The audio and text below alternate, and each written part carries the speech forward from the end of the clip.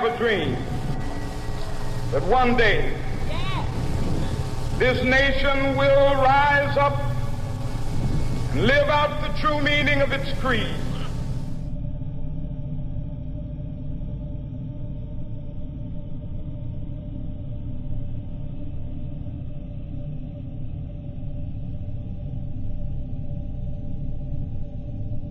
Dr. King, it's been alleged that you have been slow to sever your ties with alleged communists in the civil rights movement, even after government officials have warned you against them. The only person that they identified that had any connection with the Southern Christian Leadership Conference was removed.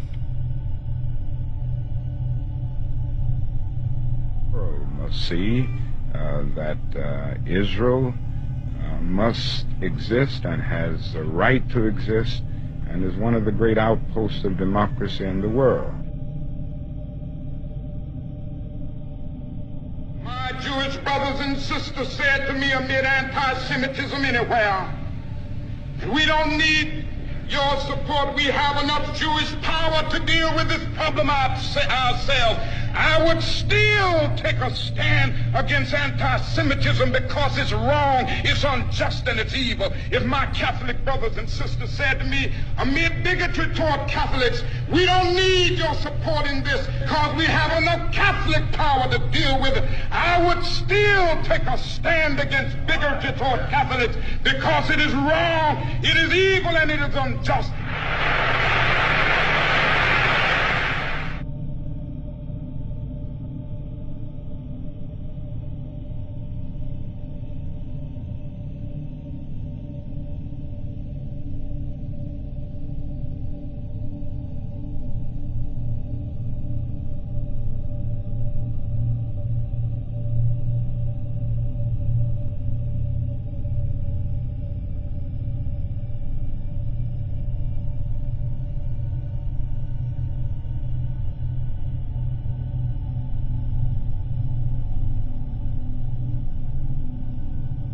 There is a striking kinship between our movement and Margaret Sanger's early efforts.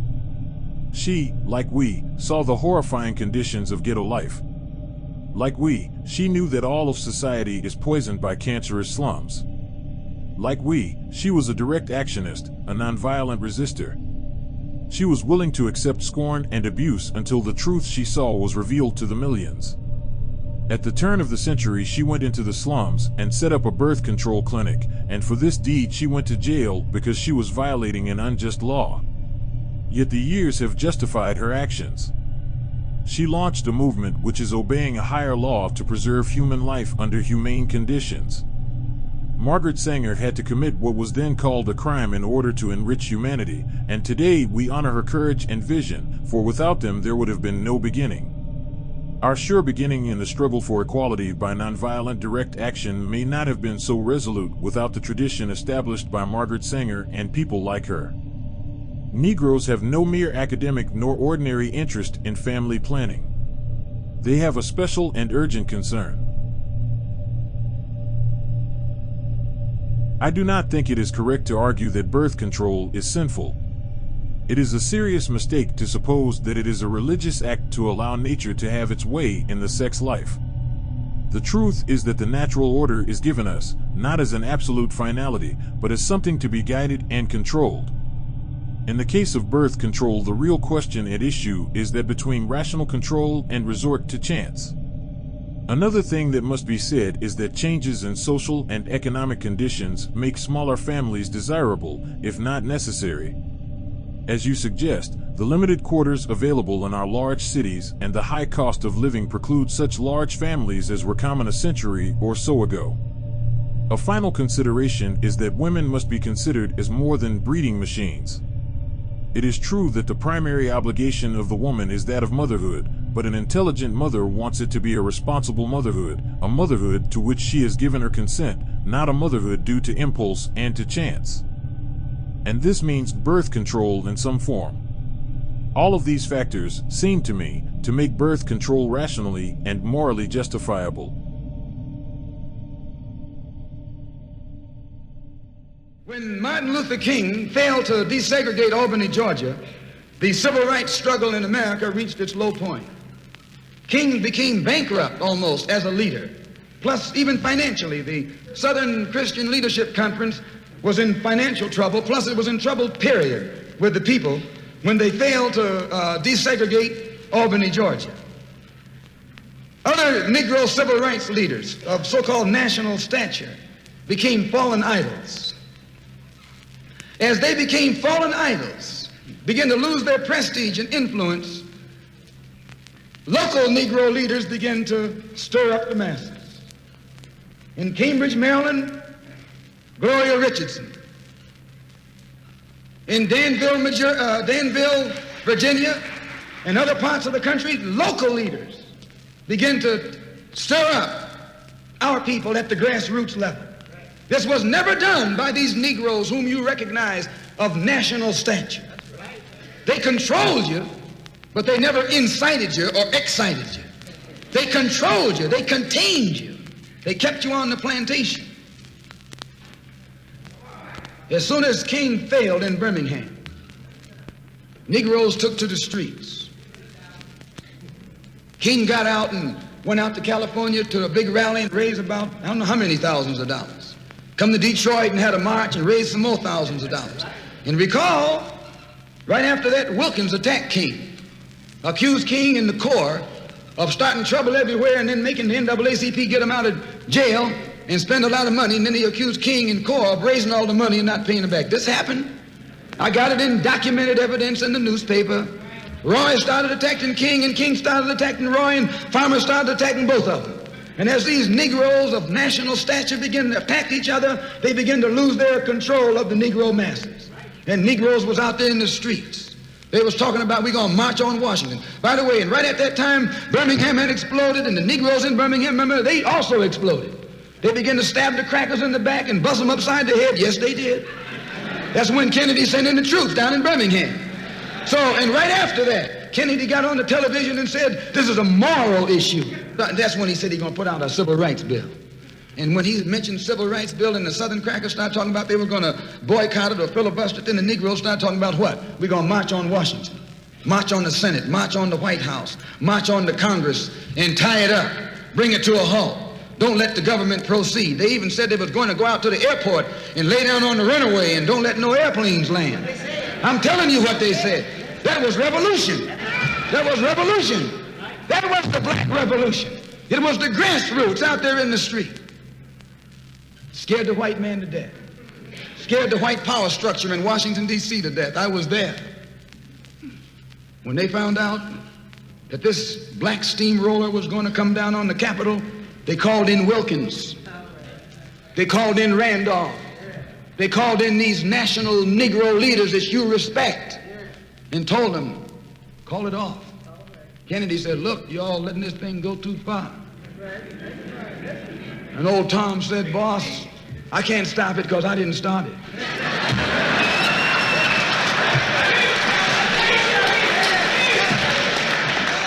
I'm telling you what they said. They said, I'm not even in it, much less at the head of it. They said, these Negroes are doing things on their own. They're running ahead of us.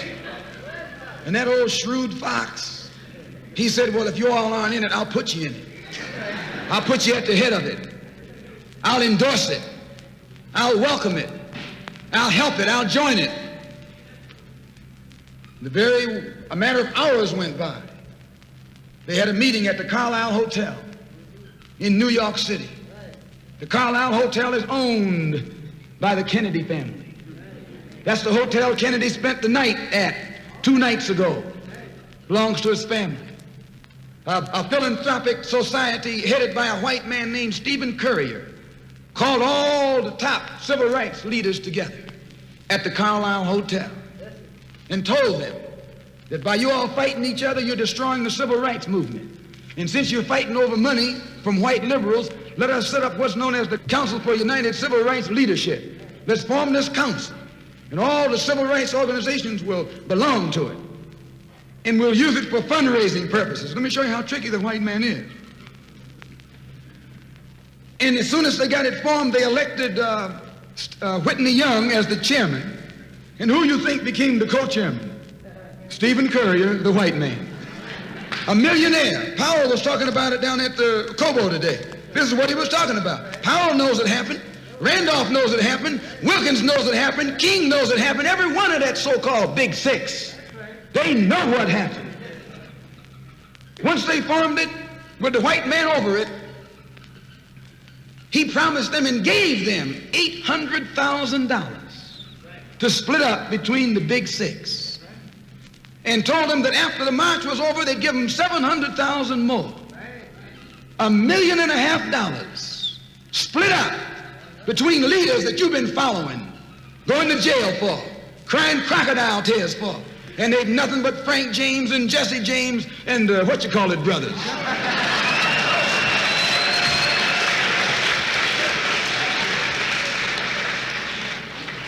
Soon as they got the setup organized, the white men made available to them top public relations experts, opened the news media across the country at their disposal, and then they began to project these Big Six as the leaders of the march.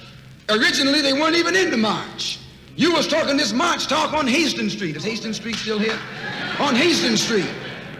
You was talking the march talk on Lenox Avenue, and down on, Fillmore Street, and Central Avenue, and 42nd Street, and 63rd Street.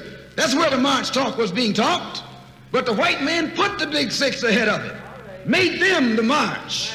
They became the march. They took it over. And the first move they made after they took it over, they invited Walter Reuther, a white man. They invited a priest, a rabbi, and an old white preacher. Yes, an old white preacher. The same white element that put Kennedy in power, labor, the Catholics, the Jews, and liberal Protestants.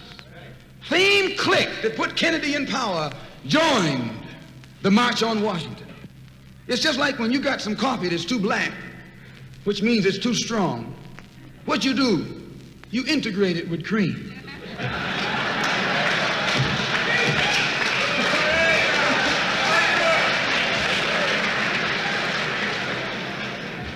You make it weak. If you pour too much cream in, you won't even know you ever had coffee.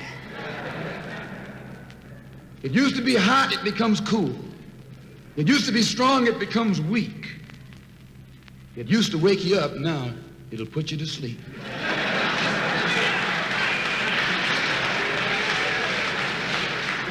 This is what they did with the March on Washington. They joined it. They didn't integrate it, they infiltrated it. They joined it, became a part of it, took it over. And as they took it over, it lost its militancy. They ceased to be angry. They ceased to be hot.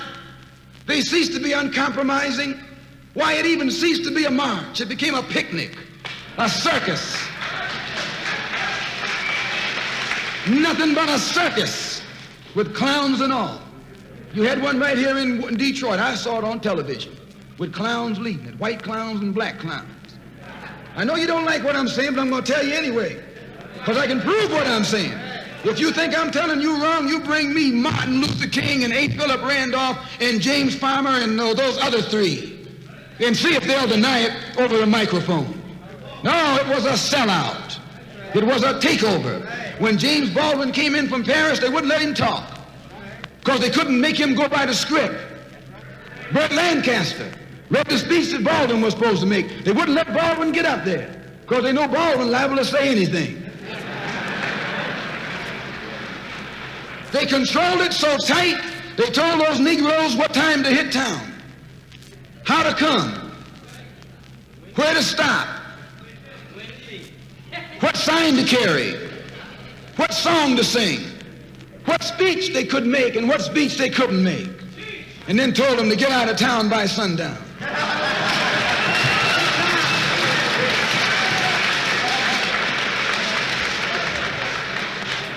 And every one of those Toms were out of town by sundown. Now, I know you don't like my saying this, but I can back it up. It was a circus, a performance. It beat anything Hollywood could ever do. The performance of the year. Reuther and those other three devils should get a Academy Award for the best actors because they acted like they really loved Negroes and fooled a whole lot of Negroes. And the 6 Negro leaders should get an award, too, for the best supporting cast. I'd like to ask a question in that regard. What's interesting is that members of the Nation of Islam have not used violence even when black Americans were attacked. How do you account for this? Does this in any way contradict some of the basic premises of your movement? I don't know how you mean. Well, you maintain, for example, that you will not or that you should not use violence unless you are attacked by the white man. And I think we can note in the last several years, certainly, dozens and dozens and dozens of instances in which Negroes have been attacked, killed in some instances. You mean in these demonstrations? These demonstrations and the bombings, for example, recently in Birmingham where they killed 4 little Negro girls. And what interests me is the fact is that the Nation of Islam has not done anything to retaliate. I think you should be happy. But the important thing is, does your lack of action contradict any of your basic principles? I'll explain it. You should be happy that Muslims who follow the Honorable Elijah Muhammad, number 1, don't believe in any form of integration, and believe that every mention of the word integration by whites, whether it be from the mouth of Kennedy on down to the mouth of the lowest, raggediest white liberal in the street who is beatnik-like involving himself in these integration efforts, if we believed in it, we would integrate and we would fight anybody who got in our way or made any effort whatsoever to stop us from integrating. If we really believed that the law of the land, the Supreme Court, and other so-called judicial bodies were for real when they talked about integration, we would integrate. And knowing that the law was on our side, and any effort we made to demonstrate toward integration, why, we would know the law should be on our side, if it's the law of the land. If it is the law of the land, then the demonstrators are within the law, and the discriminators are against the law. But to show you the hypocrisy of the law, when Negroes demonstrate for integration, instead of arresting the discriminators, the law arrests the demonstrators. So this is a foolish move on the part of Negroes. And when you foolishly get yourself involved with an enemy, then whatever comes upon you, that's your business. As Muslims, we believe that separation is the best way and the only sensible way, not integration. And but on the other hand, when we see our people being brutalized by white bigots, white racists, we think that they are foolish to allow themselves to be beaten and brutalized and do nothing whatsoever to protect themselves. They are foolish. They should have the right to defend themselves against any attack made against them by anyone. If a dog is biting a black man, the black man should kill the dog. Whether the dog is a police dog, a hound dog, or any kind of dog. If a dog is sick on a black man, when that black man is doing nothing but trying to take advantage of what the government says is supposed to be his, then that black man should kill that dog or any two-legged dog who sicks the dog on it.